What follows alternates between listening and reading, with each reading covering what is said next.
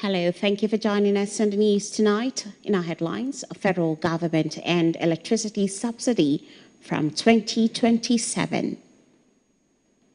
FCT police uncover fake diplomatic government number plate network.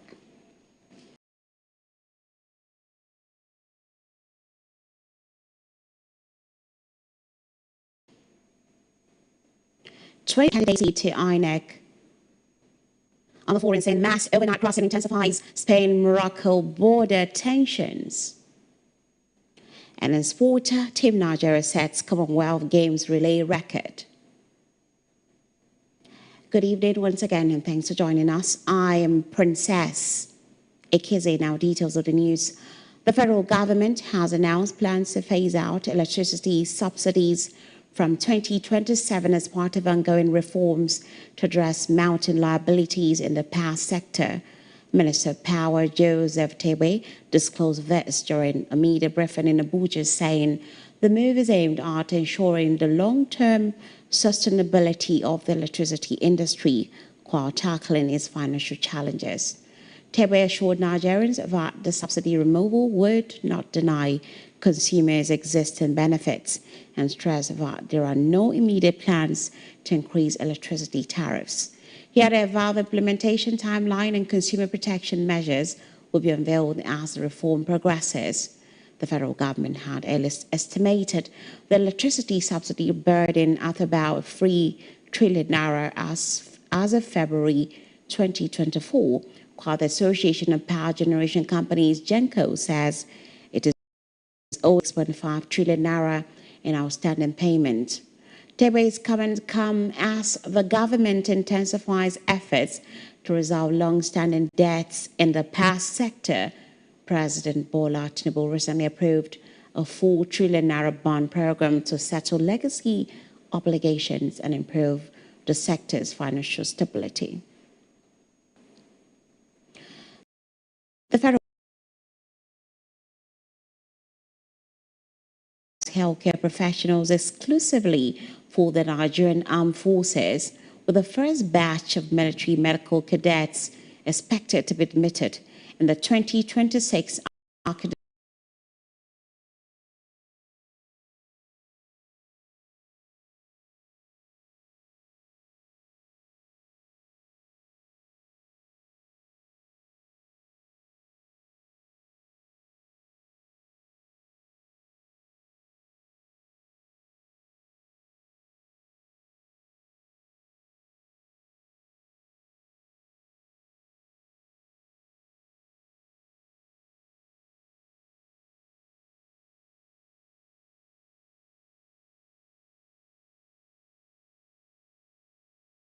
line healthcare professionals equipped for military service, describing the initiative as a strategic investment in national security and human capital development.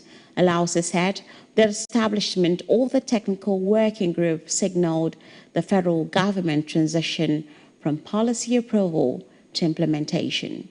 He said the armed forces deserved a healthcare workforce trained around the unique demands of military operations, noting that the new institution would focus on producing professionals equipped to support soldiers both on and off the battlefield.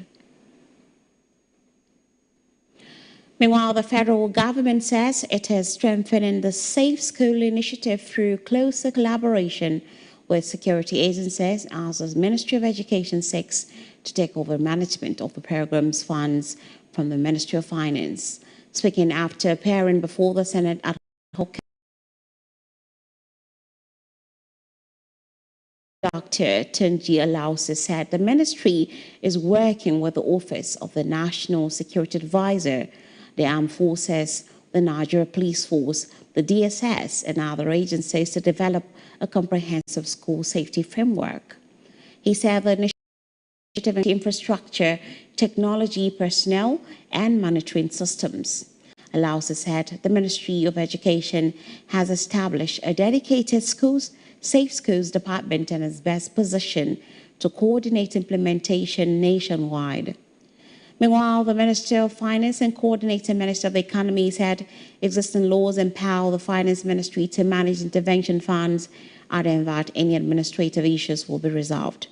The Senate committee said its probe is aimed at improving accountability and the effective implementation of the initiative nationwide.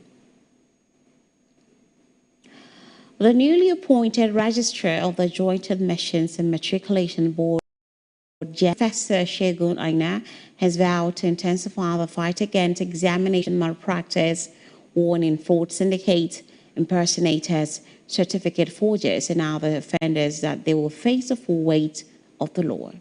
Speaking during the handover ceremony at the JAM headquarters in Abuja today, Professor Aina pledged to safeguard the integrity of Nigeria's tertiary admission process by deploying advanced technology, stronger administrative measures, and closer collaboration with security agencies to detect and prosecute offenders. My belief is that the advantage of the vibrancy of to those who engage in cybercrime, extortion, bribery, identity theft, or any other sharp practice designed to undermine the integrity of our examinations and its admissions process. Hear me clearly. Your business is JAM will continue to deploy every lawful technological and administrative and investigative measure available to detect, deter, and prosecute examination malpractice and every other form of fraud against the board. We will continue to strengthen our partnerships with law enforcement and security agencies. We will continue to improve our systems. We will invest in stronger technology. We will learn from global best practice, and we will ensure that those who seek to outsmart the system increasingly find themselves outmatched by it. The future belongs to those who prepare, not those who cheat. For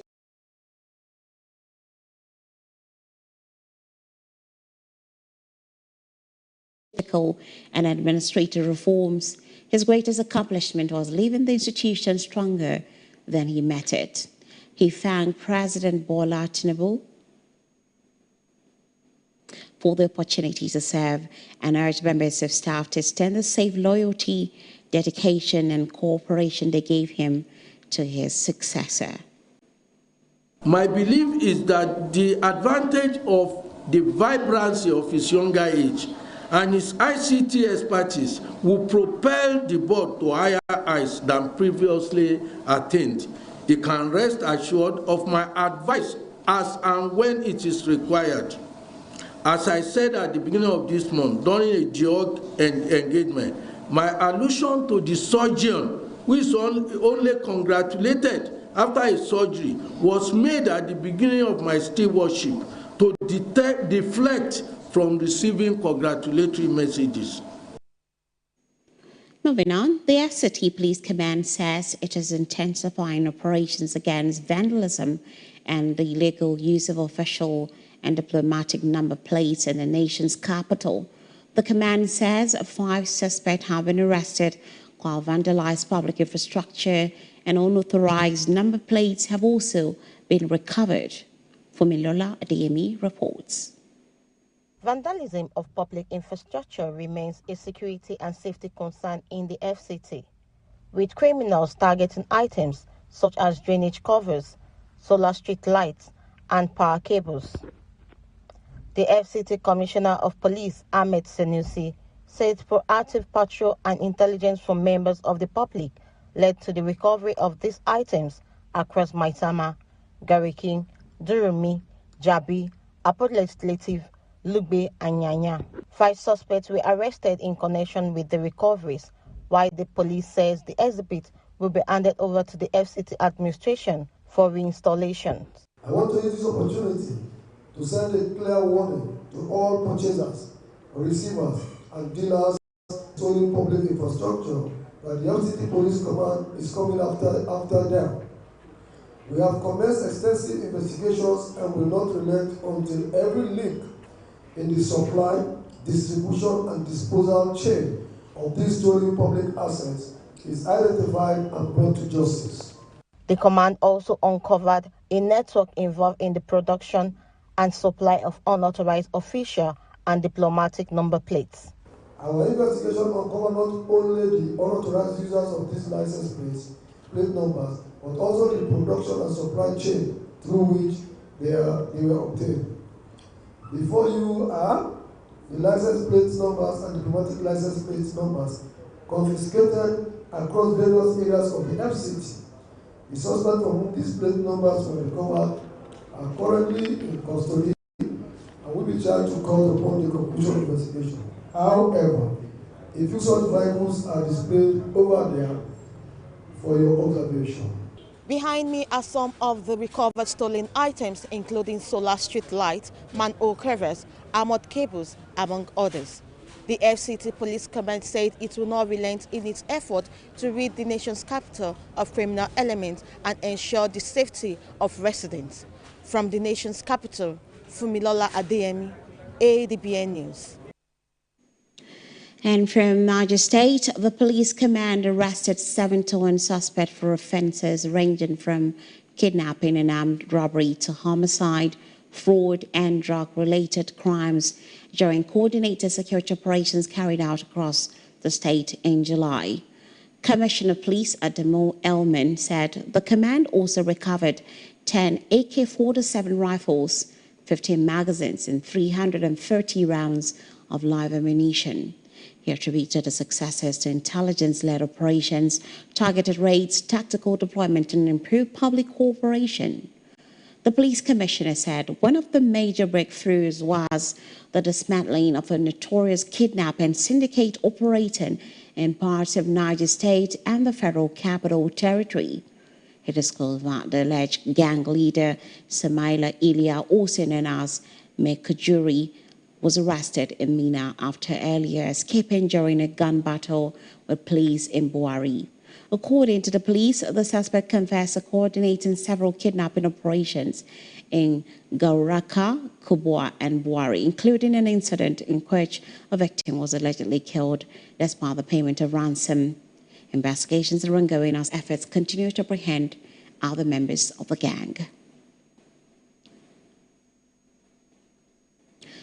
Meanwhile, the Minister of the Federal Capital Territory, FCT, Barrister Nyesawike, has ordered the FCT Department of Development Control to demolish shanties and an illegal settlement close to the Karamajiji in Kukwaba District, Abuja.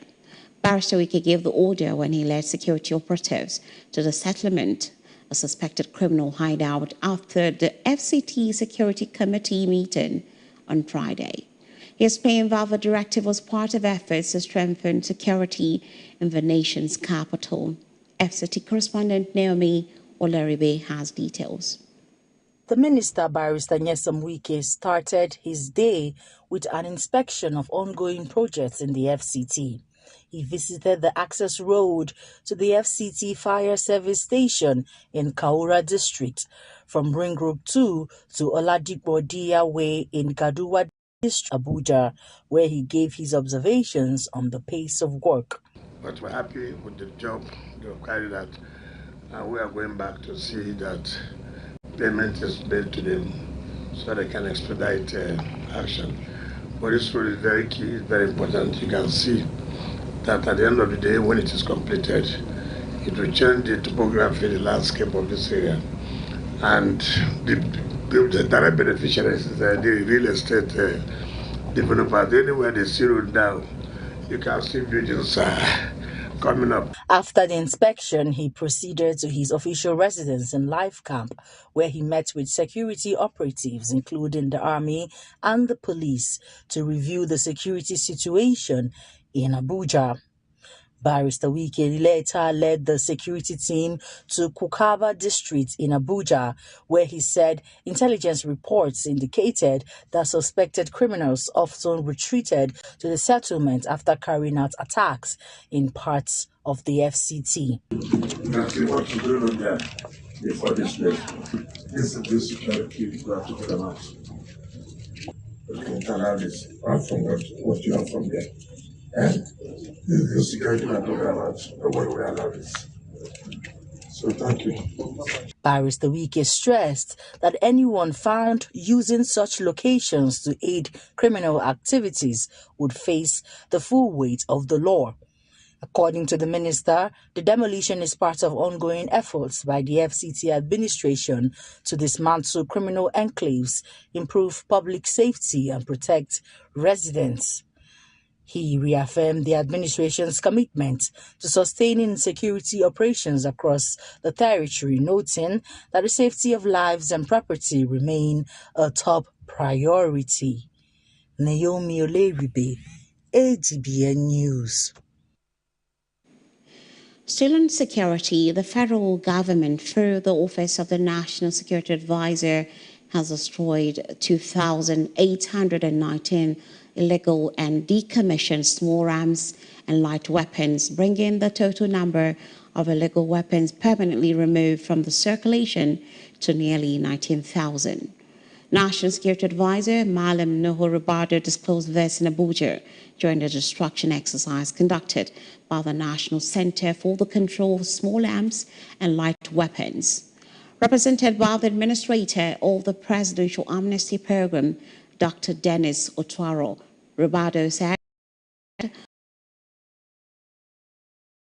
to fuel terrorism, banditry, kidnapping, communal clashes, and other violent crimes.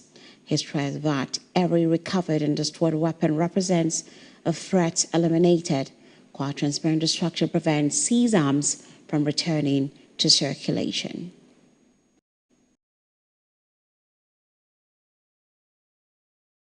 Our gallant armed forces, police, and other security services, and every weapon that eventually finds its way into an exercise such as this represents a threat permanently neutralized. It is worth emphasizing that recovery alone is not enough. Weapons that are seized but poorly tracked, stored, or accounted for carry the risk of re-entering circulation.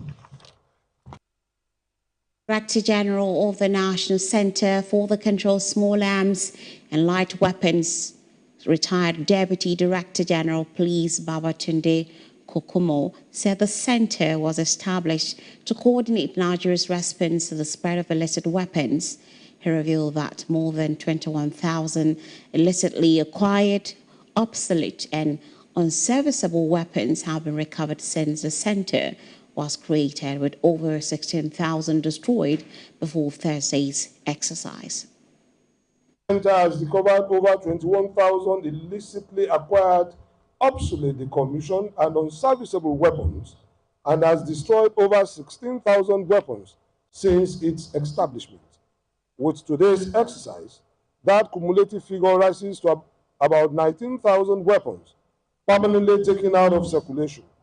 This is a milestone we should all take pride in, and one that reflects years of sustained, disciplined interagency work. It is important that we situate today's exercise within the wider context of the federal government strategy for tackling the insecurity that has for too long bedeviled our country.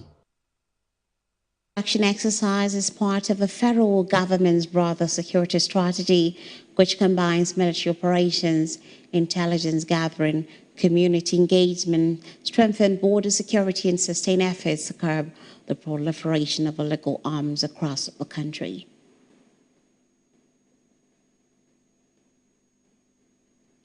Elsewhere, the Chief Justice of Nigeria, Justice Kudirat Kekere-Ekun, has directed lawyers across the country to stop using the title barrister as a prefix to their names in all official correspondence. In a memo signed by the Chief Registrar of the Supreme Court, Kabir Akombi, the CJN described the practice as inappropriate and inconsistent with the professionalism expected within the judiciary. The directive takes immediate effect and applies to all litigation staff, legal practitioners, and court registrars. The memo also instructed heads of departments and unit heads at all levels of the judiciary to ensure strict compliance. It stated that the title barrister should no longer appear in official correspondence, court records, document, identity materials, or other official engagement. The directive follows concerns raised by the body of benches led by its chairman, His Royal Majesty Albert Akpomuje San, over what it described as the growing misuse of the title by legal practitioners. You're watching Adbn News at 7. Stay with us for more stories after this break.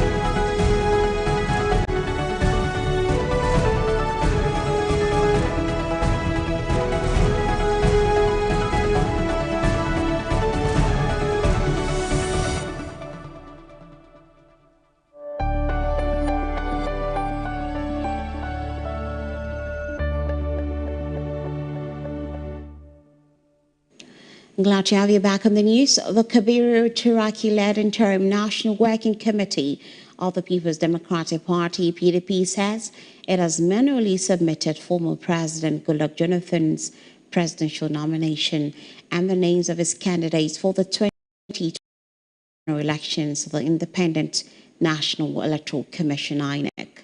The faction said it opted for manual submission after INEC declined to provide access codes for electronic submission, maintaining that the codes are only an administrative requirement and not a legal condition under the Electoral Act. It added that the submission, which includes governorship, National Assembly and State Assembly candidates, was acknowledged by the Commission. Speaking to journalists, the committee's National Publicity Secretary, Comrade Ini Ememobong, insisted the nominations were validly made in line with the Electoral Act. He warned INEC against publishing any list other than the one submitted by the Turaki-led committee, saying the party would pursue legal action if a different list is recognized. National Chairman of the All Progressive Congress, Nentawe Administration's investment in infrastructure and human capital are laying the foundation for a $1 trillion economy. Speaking while receiving the Governing Council of the Federal University of Health Sciences, Otubo, at the APC National Secretariat in Abuja, Yowada said ongoing investments in roads, railways, deep-sea ports, and education are designed to boost trade, create jobs, and drive sustainable economic growth. He added that over 260 federal road and bridge projects, 5 deep-sea ports, and 7 coastal highways are currently under development nationwide. Yawada also said ongoing tax and foreign exchange reforms, alongside improving investor confidence, are strengthening the economy. He described education and healthcare as critical pillars of national development and commended the Federal University of Health Sciences for its contribution to training healthcare professionals. Earlier, the university's Pro-Chancellor, Professor Mohammed Audu, appealed for support and securing intervention from President Bola Tinubu and the FCT Minister, Nyesom Wike, for critical infrastructure projects. Yewada assured the delegation of his support. As Nigeria joins other African nations to celebrate the Pan-African Women's Day for the first time, the need to remove barriers facing African women striving for leadership roles has been emphasized. The celebration, which featured various pre-events, dialogues centered around increased participation of women in nation building, with a grand finale hosted at the Mariam Babangida National Center for Women Development saw calls from stakeholders for women to carry the men along in their activities. We'll bring you that report in our subsequent bulletin.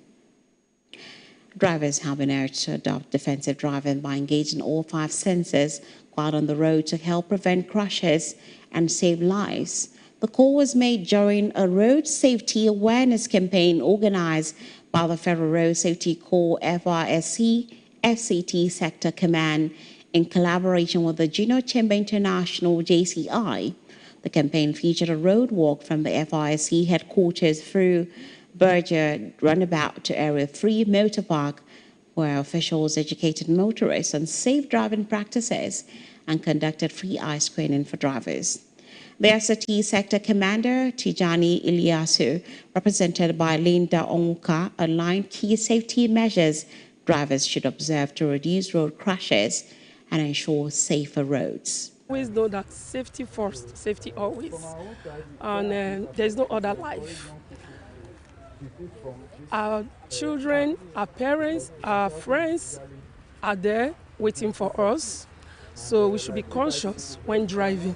So we should remember that there is no tomorrow. It's just a day. So the driver should be skills that a defensive driver have to cultivate. Some skills, starting from the awareness stage. You are embarking on a journey. A journey is like leaving your house to your office or to your workplace or to your business place, wherever it is that you are moving to. From moving to point A to point B, you should be aware that I want to embark on this journey. How am I going to get there? How many minutes or hours will it take me? How do I go about it? Do I enter public transport or I am to drive?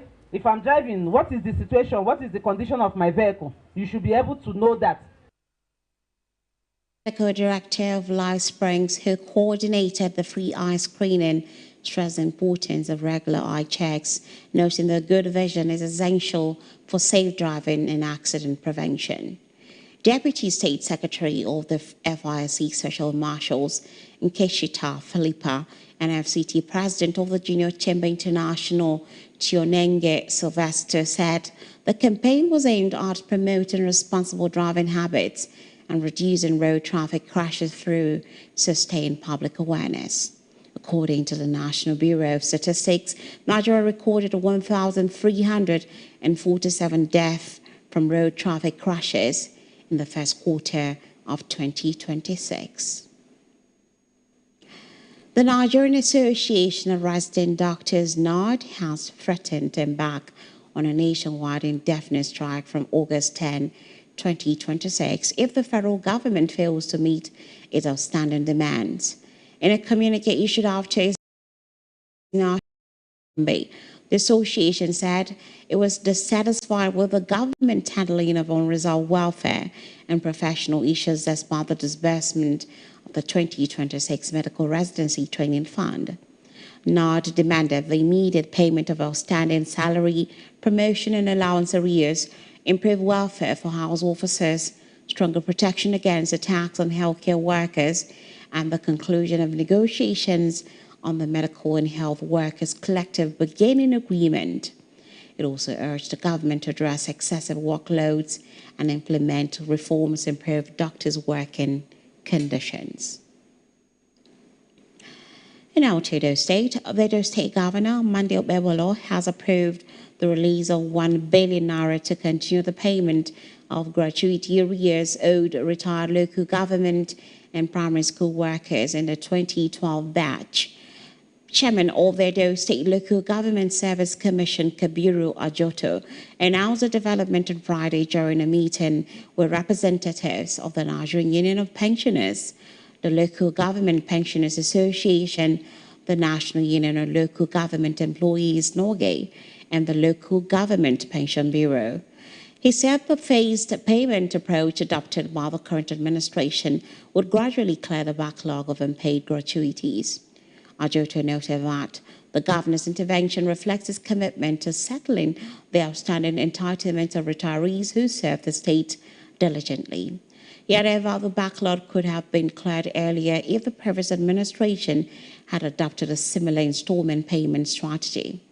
Representatives of the pensioners and labor unions, including Claudette Ehanire of the Nigerian Union of Pensioners and Jude Ohabwe of Norgay, praised the governor for the initiative, but appealed for larger future releases to speed up the clearance of the remaining gratuity arrears. The National Commission for Persons with Disabilities, NCPWD, has intensified efforts to secure Federal Executive Council approval for its proposed National Farm City project following its endorsement by the Minister of Humanitarian Affairs and Poverty Reduction, Dr. Bernard Doro. The minister described the initiative as a key poverty reduction program aligned with the Renewed Hope agenda and pledged to submit a policy document to the Federal Executive Council within a month to fast-track approval and funding. Executive Secretary of the Commission, Honorable Ayuba Gufwan, said the project will establish disability-inclusive agro-industrial communities offering housing, skills training, healthcare, and business opportunities for persons with disabilities. Yet, that Nasarawa State will host a pilot farm city while the Commission seeks federal backing to implement the initiative nationwide. All is set for the third edition of the Expatriate Business Awards, TEBA, Nigeria's premier platform recognizing the contributions of expatriate businesses, foreign missions, and international partners to the country's economic growth and development.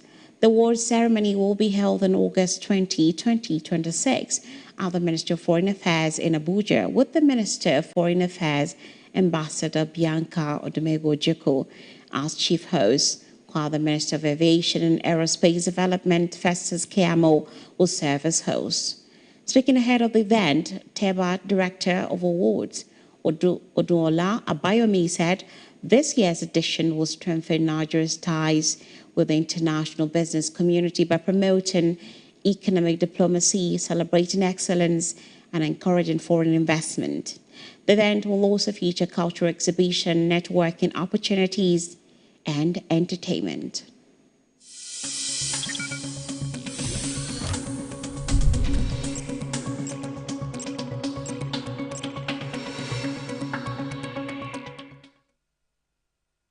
And now to business. The Nigeria National Petroleum Company, NNPCL Limited, has recorded a profit after tax of 535 billion naira in June 2026, representing a 15.8% increase from the 462 billion naira posted in May, according to the company's latest monthly financial and operations report.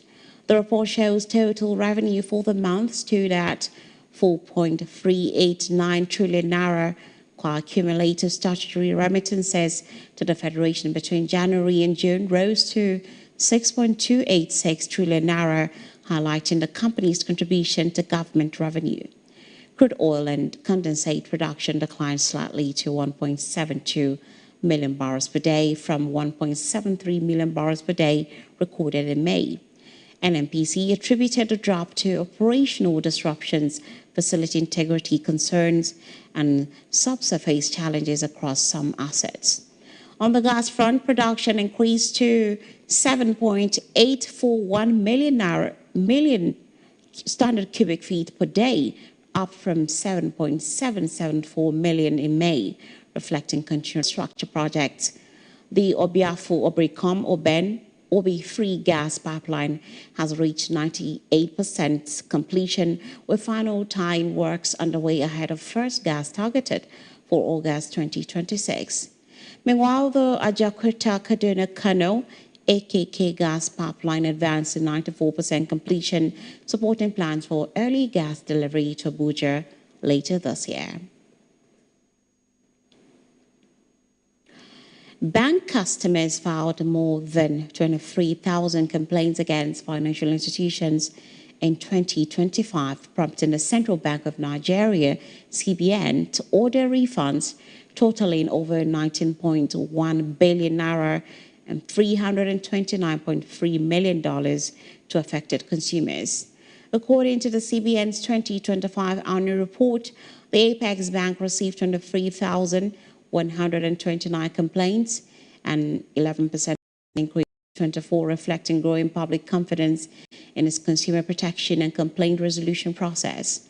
The report said 18,824 complaints were successfully resolved, leading to the refunds. It added that the CBN also imposed 1.69 billion naira in fines on financial institutions for regulatory breaches, poor complaint handling, and failure to comply with its directives as part of efforts to strengthen consumer protection and accountability in the banking sector. The Federal Competition and Consumer Protection Commission, FCCPC, has warned that electricity investors could face uncertainty if Nigeria's emerging state electricity market operates under different regulatory standards.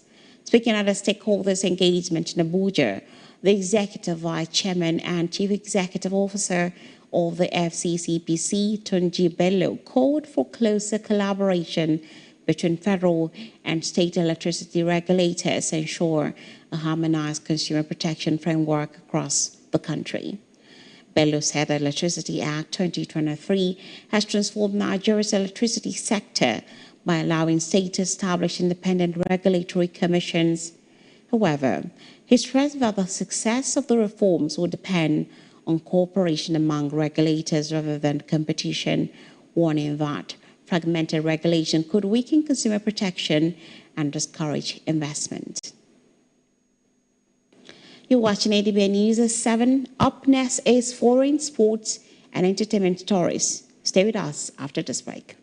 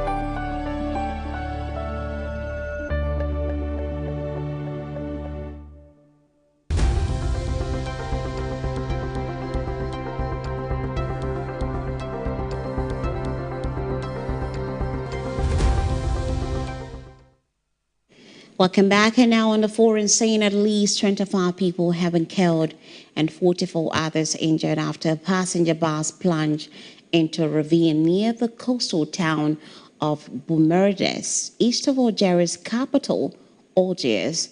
Algeria's Civil Defense Agency said the bus veered off the road for reasons yet to be determined. Rescue teams responded to the crash shortly before 10 a.m. local time, warning that the death toll could rise. The accident is the country's deadliest road crash in recent years. Algerian authorities say speeding and other human factors remain the leading causes of traffic accidents, with nearly 3,840 deaths recorded on the nation's roads in 2025. Thousands of migrants crossed overnight from Morocco in Spain's North African enclave of Ceuta, intensifying a border crisis for the Spanish government. Authorities say about 40,000 migrants have entered the territory in recent days, prompting Spain to deploy troops to reinforce security. Prime Minister Pedro Sanchez visited the enclave to assess the situation. Police said at least 18 people have died attempting the dangerous crossing, with many migrants swimming around border barriers to reach Ceuta. The surge has also triggered diplomatic tensions in Europe, with France tightening border checks and Italy calling for Spain's suspension from the Schengen open border zone. Economic Community West African State ECOWAS is intensifying efforts to achieve gender parity in political leadership by 2035 amid concerns that women remain significantly underrepresented in decision-making institutions across the region. At the West Africa Women's Political Leadership Forum in Abuja, regional leaders, development partners, and policymakers outlined a roadmap aimed at translating commitments into concrete reforms. Adbn's Amma Marcus reports. Across West Africa, women remain underrepresented in political leadership, despite constituting nearly half of the region's population. While some countries have recorded gains in parliamentary representation and public appointments, progress remains uneven, prompting renewed calls for reforms that can translate commitments into measurable outcomes. That challenge is at the center of discussions at the West African Women's Political Leadership Forum in Abuja, convened by ECOWAS in partnership with the United Nations Development Programme and the African Women Leaders Network. The ECOWAS Vice President says advancing women's political leadership is not only a matter of correcting historical imbalances, but also a development imperative. The International Monetary Fund estimates that closing the gender gap could increase economic output by 10 to 35%, depending on national circumstances. Behind those figures are real possibilities. The World Bank similarly estimates that countries lose approximately 14% of their human capital wealth when women are unable to fully participate in economic and public life. For Nigeria, the forum comes amid renewed efforts to strengthen gender inclusion in governance, while women's representation in elective offices remains below the country's 35% affirmative action benchmark. We're concluding the end-term review of our national gender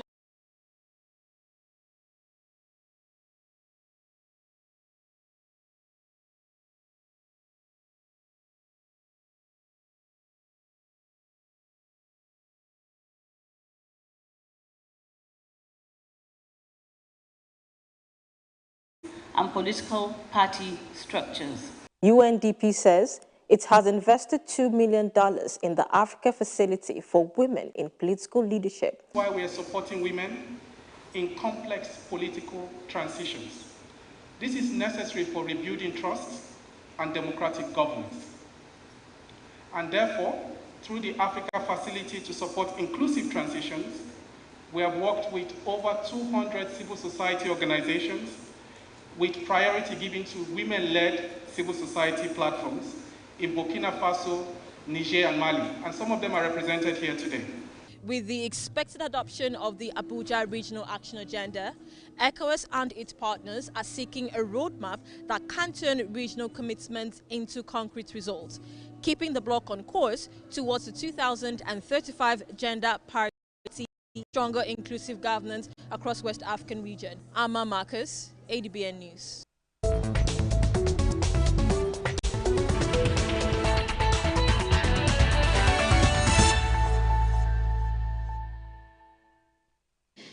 And now to sport. Team Nigeria made another emphatic statement on the morning of day 8 at the 2026 Commonwealth Games in Glasgow, rewriting the record books in the inaugural mixed 4x400 meters relay, while securing another field event finalist.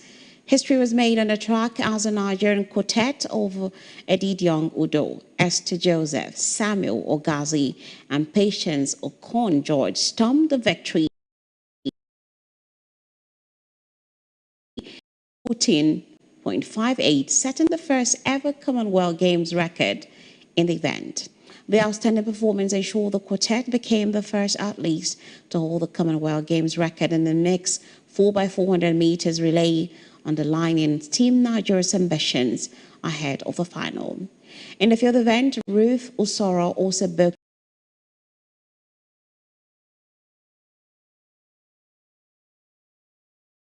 took place in the women's long jump final, 7 meters with our very first attempt, comfortably exceeding the automatic qualifying standard of 6.70 meters to progress confidently into the medal round. Edward Green has been officially unveiled as the new head coach of Nigeria National League side Godswill Akpabio United. Speaking at the unveiling ceremony, the club's general manager, Mr. Kufre Inima, said Green emerged as the preferred candidate after a rigorous recruitment process. He noted that the coach's philosophy, technical profile, and vision aligned with the club's long-term objectives, assuring him of an enabling environment and the full support of the management. Having gotten all these experiences in and outside the country, having saving some world-class coaches like the former Super Eagles coach, Finidi George, so he might have gotten one or two things to, to add to what he was taught in school, in coaching school. When we saw a young man who has been within his career, within his time limit in the coaching sector, we now said, okay, if he has been able to do this, he has been able to achieve this, and then a coach who has gotten to that world-class standard, we say, let him come and assist me, meaning there's something that he has gotten, there's something that in him. So we need to come and give him that responsibility of leading the coaching crew of Godswill Akpabio United. That is why we unveil him today. In his remarks, Coach Edward Green expresses delight at joining Godswill Akpabio United, describing the appointment as an exciting opportunity to be part of an ambitious project, pledging to work tirelessly to build a competitive team and lead the club to greater heights.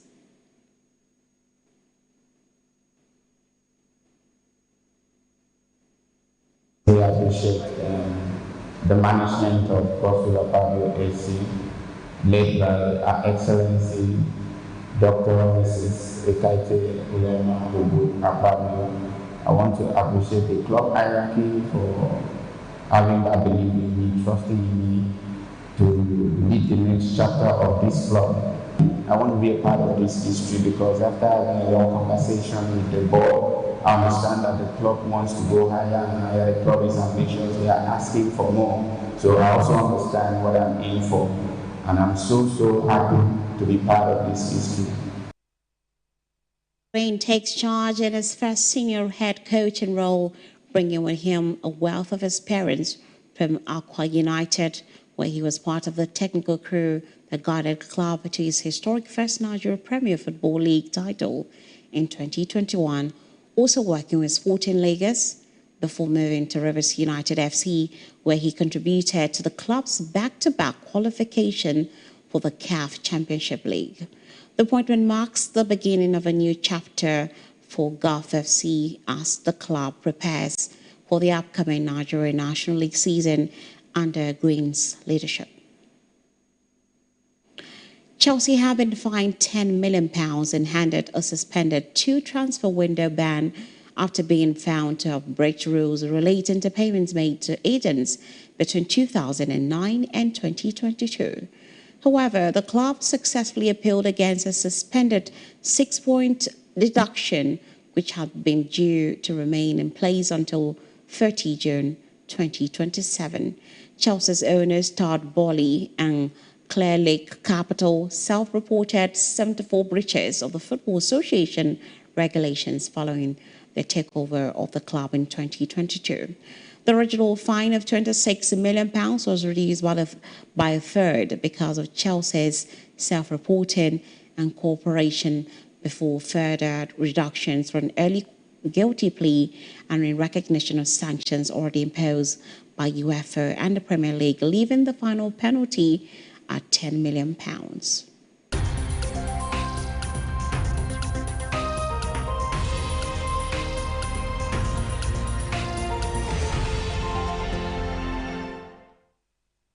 And now to entertainment, the Grammy-winning Nigerian singer Burna Boy has reignited the football's greatest of all time debate after naming J.J. Okocha as the greatest footballer ever, ahead of Lionel Messi and Cristiano Ronaldo.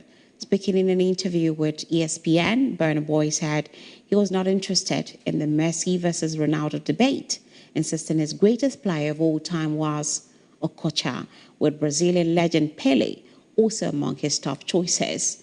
The Afrobeat star praised Okocha's exceptional skill and flair, with his comments sparking fresh debate among football fans on social media.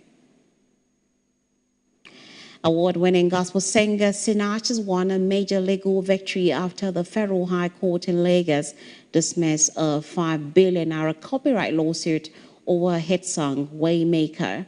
The suit filed by music producer Michael Oluwole claimed co-ownership of the song and sought damages and a share of its royalties.